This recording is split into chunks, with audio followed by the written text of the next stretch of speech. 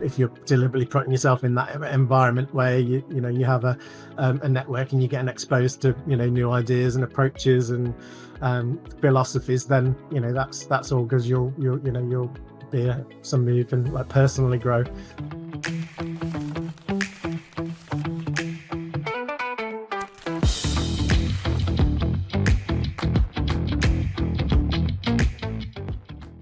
Hello everybody, welcome back to the Recruitment Podcast by Recruit CRM. I am your host Kate O'Neill, back again with another amazing episode and another amazing guest, where we're going to be going deep into a really interesting recruitment related topic that all of us can learn from me included. So for today's episode, my guest is Anthony McCormack.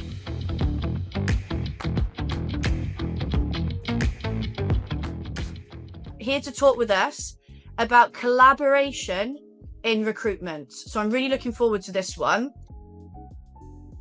Thanks. Great to see everybody today. I, as you've said, have been in recruitment for over 20 years, starting off in kind of driving in industrial and generalist recruitment in my kind of small town in the Midlands. I went on to work for some of the biggest kind of names in global specialist recruitment. It was with Hayes actually, in the UK and then in Canada for 10 years, and I'm kind of better known these days for being the founder and solopreneur behind Macstaff. So I can come at it from a few different angles in terms of collaboration. It's it's internal, it's external, and I kind of believe that you can be in a situation where the total is more than the sum of the component parts, if you will, like 2 + 2 makes 5. And I enjoy the collaboration, and thanks for having me on to talk about it today. And you're somebody I knew would be good to speak about this subject, so I know how good you are at it and how much you prioritize it. So let's get stuck into it all. But I do find, and I don't know if you do as well, collaboration in recruitment, for me, it's more than just that buzzword that people use.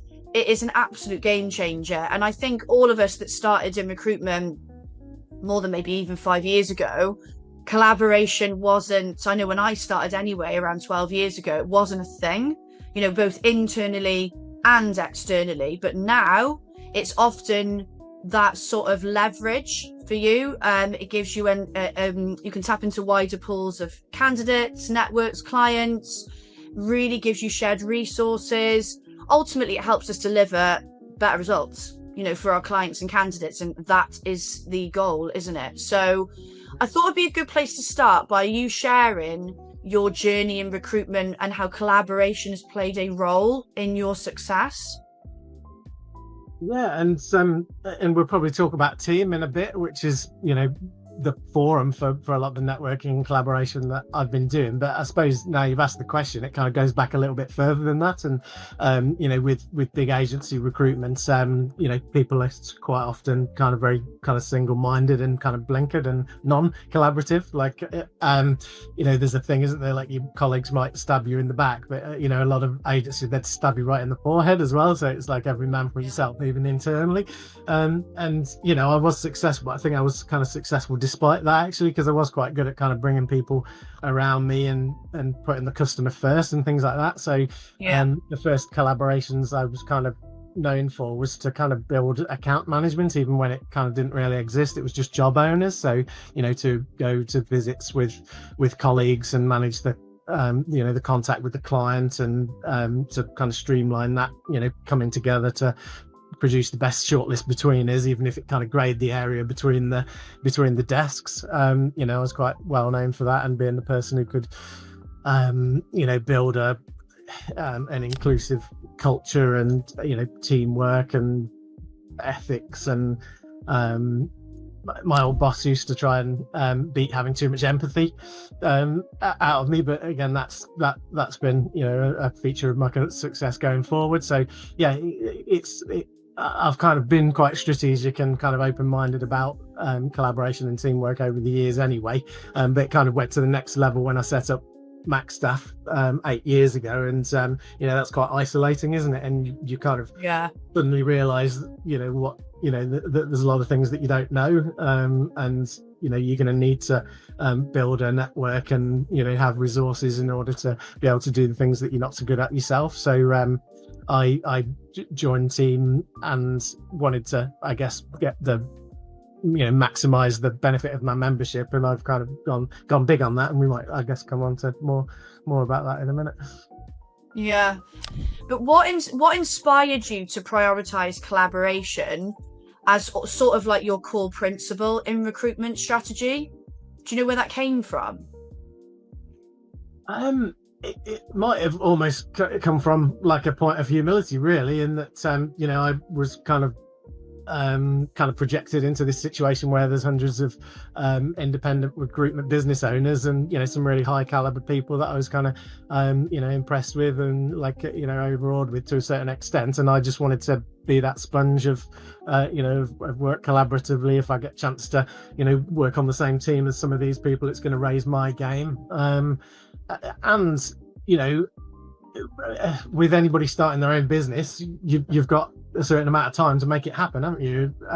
Let's not call it desperate, but I needed to crack on and start kind of making some money and placements and things like that, and it was a soft start and an accelerator to be able to work collaboratively within team, because it didn't it means that you're not 100% reliant on bringing your own clients on fast. So whilst I've been the job and the candidate side of the deal, I got known as the sourcing guy who could find people that they hadn't got the time or the expertise to be able to find, and it started to become these split fee deals, and some of the partnerships that have then sustained over the years, we filled 20, 30, even 40 jobs between us, and it's just really clicked, and I just enjoy that then as well. I realized that I can keep good relationships and kind of behave in terms of working the way that the job owning member wants it to be done, and according to their clients' requirements, without make sure I don't burn any bridges. I keep good ethics and things like that, and I've just enjoyed the partnership then, because you're working as a solopreneur, but you're not a lone wolf. You're as part of a pack, like to carry on the analogy, and that's been good. And there's many things that are people say your network is your net worth, don't they? And it is a financial thing, of course, but it's kind of more than that, because that's then your your peer-to-peer support network as well, and soon enough, like in the ups and downs of recruitment, they're going to be your safety net as well, like your comfort blanket. 100%. It's lonely doing it on your own, and honestly, I think that if you feel supported, which brings happiness, positive feelings, and you feel you've got people around you whatever happens, I think that for me that helps you perform better anyway, because how you feel affects your actions. And especially when you're running a business, or if there's people listening that are running their own desks, managing consultants, we all know what happens when you have that off day or that off week. Your performance drops. So if you can do anything to make yourself feel supported, valued, happy, essentially, you're going to place more people anyway, aren't you? Yeah, indeed, yeah. And it's easy to go on a downward spiral, isn't it, with your kind of your own personal thoughts and your mental mushroom of like, you've had a bad day, and then suddenly it's like, I can't even do this job anymore, and it's going to be a bad year, and Spirals. You can just extrapolate things. So yeah, people are your kind of sanity check sometimes, aren't they? And yeah. If you're working in collaboration, it keeps you accountable as well. It means that there's things other than that you owe people, other than what your own motivation with no supervision can achieve. And that's why it's useful to have a coach as well as a network, I guess, in terms of sharing your goals, keeping accountability and milestones, and getting a pep talk when you need one. So I don't have a personal business coach at the moment, because the kind of network kind of plugs the place. But I know more, like as you can see from the books behind me, than I perhaps implement. That's a whole separate issue, isn't it, Ren? Yeah. No, and I've just started. I get coaching every year. I've just started it again, and it helps. It unlocks so much potential out of me. But it's just so nice knowing that I've got that support. And then coaching to me is collaboration as well. You are that person while you're working with them. It almost feels like they're part of your business. So Yeah, it's really, really powerful. You're on the same page, aren't you, in terms of being a lifelong learner and every day is a school day and all that sort of thing. And yeah, if you're deliberately putting yourself in that environment where you have a network and you're getting exposed to new ideas and approaches and philosophies, then that's all because you'll be somebody who can like personally grow then as well. And the networks, like team, others are available. Like I've been a member of MPA Worldwide as well, for example. It's not a comfortable place for your lone wolf shark type recruiter anyway. Like they don't like it, so they wouldn't last. So the people who enjoy relationships and can be kind of trusted with confidentiality, and that they can be interested in other people and share mutual goals and things like that. It's a place where they can thrive, and it's definitely been for me. So we have touched on some benefits of collaboration through the questions I've already covered, but I did want to ask you specifically what you see as being the biggest advantages of collaboration for recruitment professionals, because there will be some people listening, like we've just said, is every day to school day, wanting to learn and grow, that will maybe feel they don't collaborate that much at the moment. So, and what is the benefit of it if they were going to do it? So yeah, what are the biggest advantages that you see for recruitment professionals?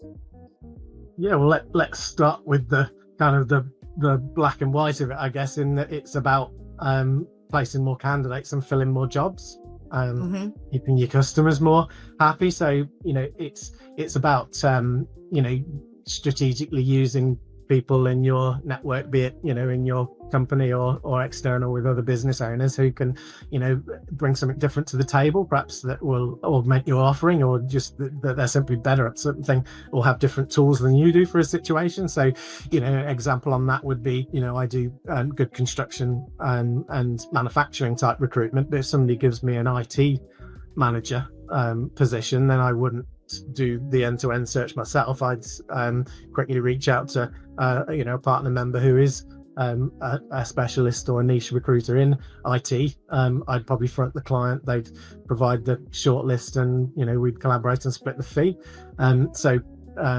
You're just giving a fuller and better offering to your clients, and same goes for candidates in terms of you can't place all of the candidates that you interact with, can you? So is there a route to placement with some of those kind of spare candidates, or maybe my expertise, and this happens a lot actually in terms of the splits I do.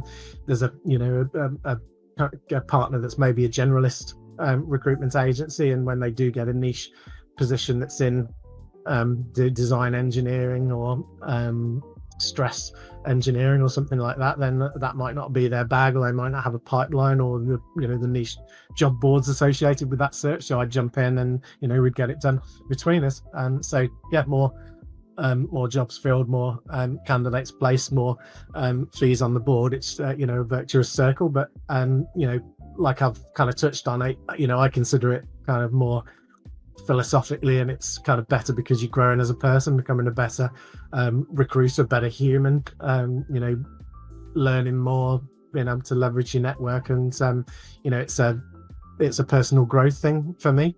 And because what do they say, something like you're the sum of the 5 people that you spend the most time with, and if you're the smartest guy in the room, you're in the wrong room, kind of thing. So it's good to be involved in with people that are the best in class, and I'm kind of humble and privileged to kind of be part of some of these groups, and I just try and keep up my side of the bargain if I get a chance to collaborate. I think it's just win-win all round, isn't it, basically? Because as you touched on, the clients are happy because they're getting their vacancy job filled ultimately, and quicker than maybe they would have before. Candidates are happy because they want a job and they're being supported in that. Great.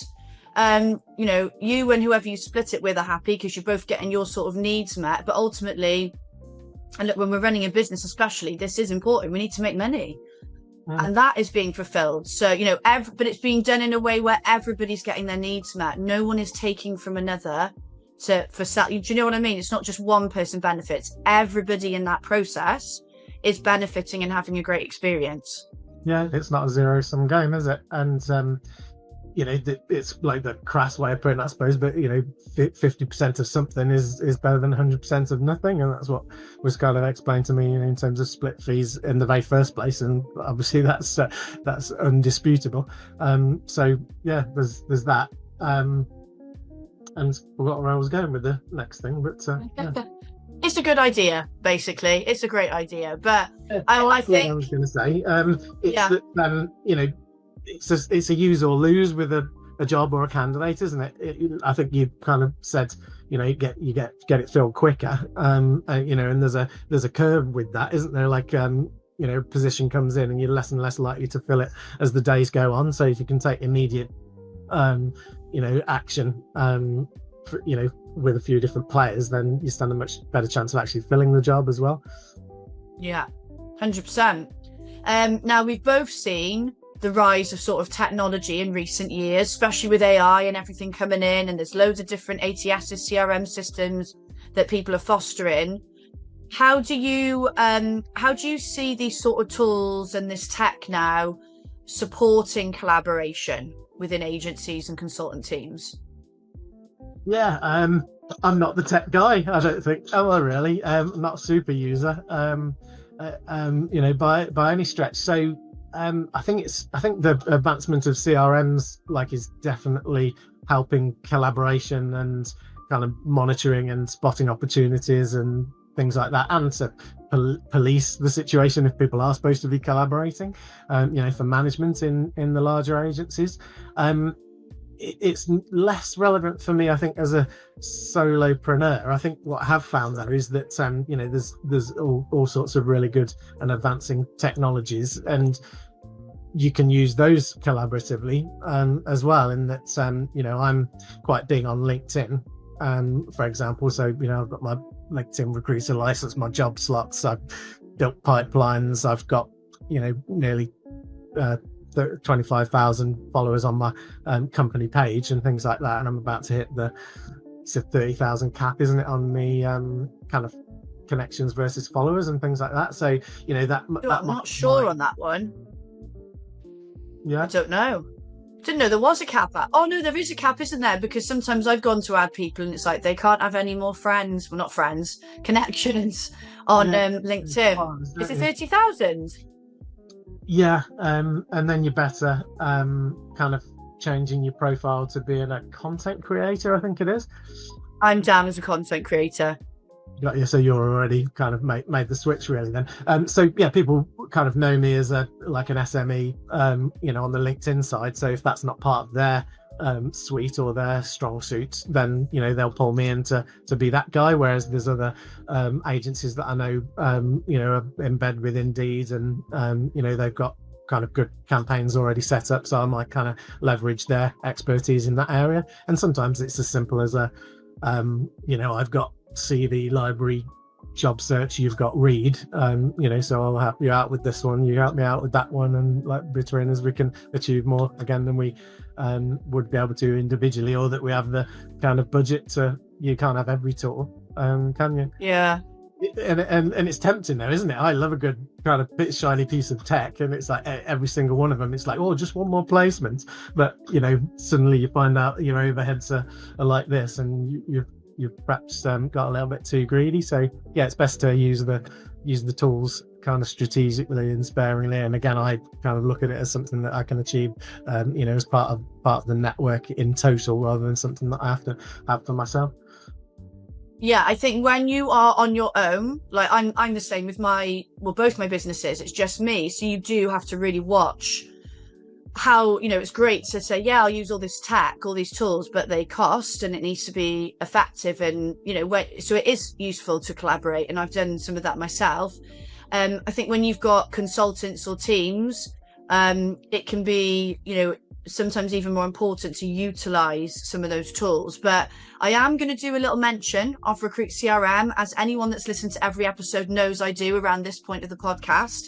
So for me, like I said, I'm running my agency on my own, but in the future I will have consultants, and I go into agencies all the time with multiple consultants, so I know and see how important it is to have a decent CRM, ATS, and utilize it correctly, in particular when it comes to collaboration. So, I haven't got, like I said, any staff at the moment, but I've already seen from using Recruit CRM how it can make it so much easier to collaborate internally. So, and you were talking about, internal collaboration. If everything is on a great ATS and CRM and is accessible and visible, it is so much easier to work collaboratively. Things like sharing candidate information, tracking progress, helps you communicate effectively. Sometimes you're not even in the same office as your colleagues, so that is even more important. One of the things I love that it does is that if you are taking a candidate details directly from LinkedIn and getting it loaded from the extension into Recruit CRM, it will tell you if that candidate is already on the system and who it's being dealt with by. So again, quickly, right, I need to speak to so-and-so about that candidate, what's happening with them, what part of the process are they at. So it's these little things that foster collaboration when we're using our CRM. And it is designed with collaboration in mind, with all the activity tracking and shared pipelines, and it's in real time as well. So we're getting what's going on now and not yesterday or this morning when it's the afternoon. So like I said, whether you're working across teams or you're working internationally, just make sure everybody's on the same page. So and you've got this sort of intuitive interface as well. So it's really easy to use and effective. I know this because I use it. I'm going to come back to how you can access a free demo at the end of the podcast, because I want to come back to Ant for more questions, because I've blabbered on enough now. So can you I know you've probably got loads to pick from, but just so people can get an idea of how you've utilized collaboration, can you give a specific example of a really successful collaboration project piece that you've been a part of and its impact?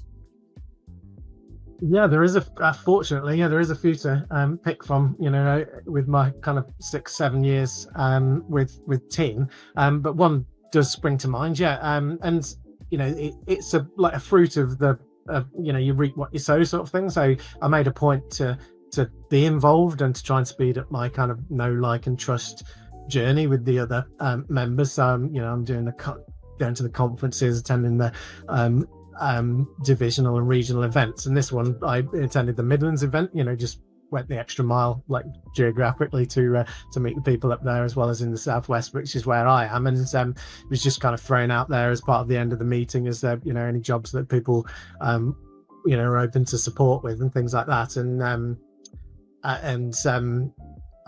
Might as well give the actual example. I don't think she'd mind, but Dawn from DTech Recruitment in the Midlands was looking for a design engineer for one of her clients that is involved in kind of fit out of warehouse and distribution centres, which was like the perfect storm in terms of the market, as I found out at the time, because it was like Brexit, the pandemic, and the switch to online kind of retail had all kind of made the warehouse what a time to kind of explode. That's right. So I found him a design engineer, and then it's actually, can you help me with these kind of order processor type people? Then it's a site manager, it's a project manager, it's a finance assistant, and as this company's expanding and our partnership's clicking, it was just the next job, and this is one of the ones that I said we've ultimately filled over 35-40 positions, and wow. that ballpark like $100,000 each, like it was a game changer. That's a big difference to a seller like mine. So that was a really successful partnership, which I've really valued as well. And it plays to our strengths in that she's a very strong account manager and subject matter expert, and somebody who actually used to work for this client as well. So that account management side was bulletproof, and I'm a very kind of strong construction engineering, manufacturing recruiter, and that kind of went across all of those three channels. I'm good at interviewing and profiling candidates, so I can do that quite efficiently. And I was probably like over egging it. I've got this like romantic impression of it, but I said to her, what it feels like is Elton John and like his guy, like there's can't remember his name, but the other guy writes the songs, doesn't he? And I feel like I'm the other guy writing the songs. The name is like gone from my mind. And then she actually kind of sings them. Then like she kind of actually produces the music and kind of takes it to the next level. But kind of between is it's that symbiotic relationship. So you're complementing each other's strengths. And I mean that I'm really glad you gave the monetary figure then of what it generated, because like that is huge. Like you said, 50% of something is better than nothing. But that 50%, look how much money that has generated. And I can't think of one consultant listening to this that would turn away that sort of money. Do you know what I mean? It's like it's game changing, like you said. Yeah, I think that's about right as well. It'd be like $5,000 a pop times 40 positions, 200,000 like in half. That was in the space of 18 months. But it changed from being the icing on the cake to being a lot of the cake, to be fair. And I gradually got comfortable with that in terms of the partners are actually my clients, and they're looked after then in that way. And there's probably 6 or 8 partners that I've done anything up to that kind of amount split fee deals before. And it's good for the person who can win more business than they can deliver on, because that's no good, is it? Or it works for the people who are strong in kind of sourcing and delivery side. That wouldn't be the natural BD person. Yeah. And I know we've talked a lot about the benefit, like that example. Obviously, there's a massive benefit to you and whoever you collaborate with. But I know what's also important to you is the benefits it brings to the clients and the candidates. So how do you see the candidate and client experience being improved through this collaboration, these sort of partnerships that you encounter on? Yeah, again, I suppose the basic thing is the reach, and the number of opportunities is greater. So, if you're pitching it to a company, it's yes, I'm a good recruiter. Macstaff's a well-known name in this area. But if you've got this campaign of 30 positions which need filling in the next 6 months and they're multidisciplinary, then I'm going to need to leverage the power of my network for you, and you can still have one point of contact at Macstaff, but I'll draw upon 20 or whoever's the most relevant kind of partner agencies to make sure that you've got that reach and you've got the scale and you've got the kind of multi-sector expertise, that we can deliver a project.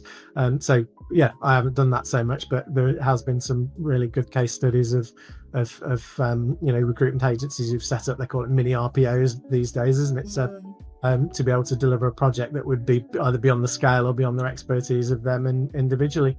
And then as a candidate, subject to GDPR, and as long as it's good kind of part relevant partner members, then it's a no-brainer. Like, why not get access to more clients, more opportunities, more positions, and that More again. choice. Yeah, and it has an efficiency to it. If you already know one recruiter, you don't have to repeat the story to the other 4. It's again a team effort, to give additional opportunities to both clients and candidates. It has to be done right, though. Like, I built up a reputation for this and done quite well, but it means that the recruiters have to work like honestly, transparently, Yeah, that's really important. with each other, and without cutting corners or compromising on ethics and things like that. So it is something that needs to be mindfully pursued, basically. If there was one thing that you would want listeners to take away about collaboration in recruitment, what would it be? There's probably a few, isn't there? But I think we'll go with the first step, which is to take the plunge and take the risk and actually do that, and do it as a pilot and see if you enjoy it and see whether it brings you more success. Because as you said, it's not a natural inclination of a traditional recruiter who wants to play their cards close to their chest and compete against everybody else and kind of sneakily get things done. But yeah, it's the vulnerability is strength, isn't it? Like, there's a bit of a strap line that's kind of on trend these days. It's you have to kind of risk opening up to working with somebody else, they get to see your strengths but your weaknesses as well, but hopefully you can address them as part of the collaboration. Just give it a go. The worst that can happen is you're going to get kind of burnt, but that's the same in other relationships, like romantic ones or business partnerships as well, isn't it? It's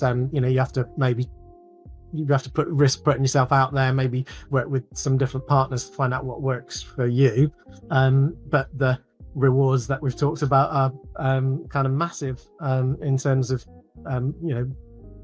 giving a better service to your clients, placing more candidates, filling more jobs, making more money. Yeah. No risk, no reward, basically. Yeah, got to be in it to win it. Yeah, definitely. Well, with that, we've come to the end of this episode. So it's gone super fast, really quickly. So just to recap, obviously today we've talked about that need for collaboration in recruitment, the benefits, how it can improve both the client and candidate process.